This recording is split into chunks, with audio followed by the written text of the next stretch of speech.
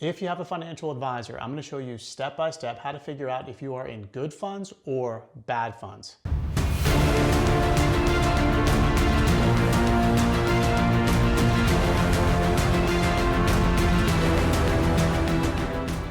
If you have a financial advisor and you internalize what I'm going to show you in this video, it will likely save you hundreds of thousands of dollars over the long term. And that's no hyperbole. It's just facts. If you're like most people, you have given your money over to a perfect stranger and then look away and you have no idea what your money is actually invested in. Well, it's time to find out if your money is in good funds or bad funds. And this is exactly how you do it. I am on the homepage at Yahoo Finance. The first thing I want you to do is enter the ticker symbol SPY. This is a low-cost S&P 500 fund. And to verify that it's low cost, just click on profile and you can see the expense ratio of 0.09%. That's good. This is in fact low cost. So go back to summary page. Then I want you to click on chart and I want you to enter the ticker symbols of your holdings that your advisor has you in